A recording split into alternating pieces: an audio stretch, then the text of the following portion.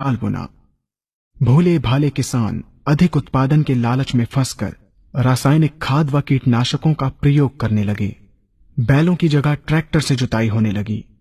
शुरुआत में कम रासायनिक खादों के प्रयोग से अधिक उत्पादन हुआ।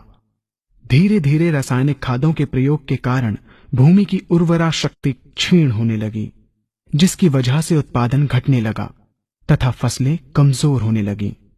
फसलों के कमजोर होने के कारण उनमें रोग व कीट लगने लगे। रोग व कीटों से फसल की सुरक्षा के लिए और अधिक कीटनाशकों का प्रयोग होने लगा। एक तरफ ज्यादा उत्पादन के लिए अधिक रासायनिक खादों का प्रयोग होने लगा, वहीं दूसरी तरफ फसलों को रोग व कीटों से बचाने के लिए अधिक विषाक्त कीटनाशकों का प्रयोग बढ़ गया, जिसके कारण उत्पादन लागत बढ़ी और किसान को लाभ कम होने लगा, बल्कि छोटे किसान कर्ज में डूबने लगे। धीरे धीरे भूमि की उर्वरा शक्ति क्षीण होने से भूमि बंजर होने लगी।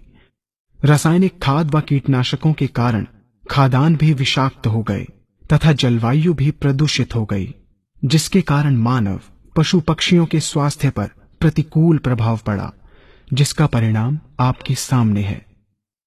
मानव स्वास्थ्य पर रासायनिक खादों के पड़ने वाले प्रभाव को आप ऐसे समझें।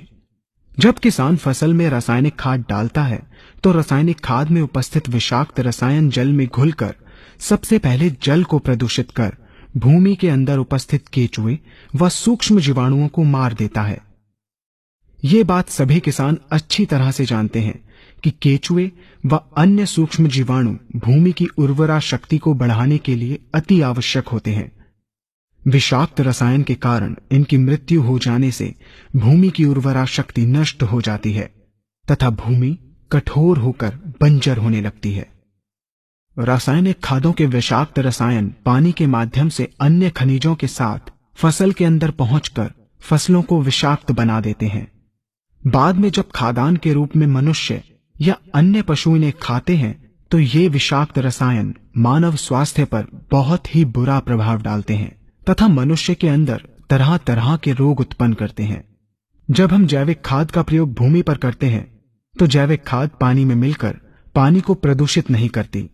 जैविक खाद भूमि के अंदर उपस्थित उर्वरा शक्ति को बढ़ाने वाले जीवाणु तथा केचुओं की संख्या को तीव्रता से बढ़ाती है, जिससे भूमि की उर्वरा शक्ति बढ़ती है तथा भूमि छिद्र युक्त एवं भुरभुरी हो जाती है, जिससे वायु और प्रकाश भूमि के अंदर गहराई तक प्रवेश करते हैं, जिसके कारण भूमि में तापमान एवं आर्द्रता का संतुलन बना रहता है और फसलें मजबूत होती हैं।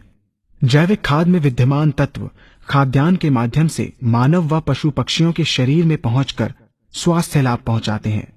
जैविक खादों के प्रयोग से फसलें अच्छी और मजबूत होती हैं, जिसके कारण उन पर रोगों एवं कीटों का ज्यादा प्रभाव नहीं पड़ता।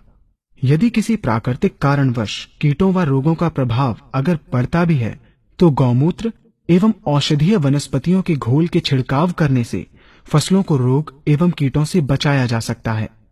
गौमूत्र एवं अन्य प्राकृतिक औषधियों के मिश्रण के छिड़काव से फसलों का कम लागत में बचाव हो जाता है तथा वातावरण पर भी कोई दुष्प्रभाव नहीं पड़ता। यहाँ हम आपको तालिकाबद्ध तरीके से दोनों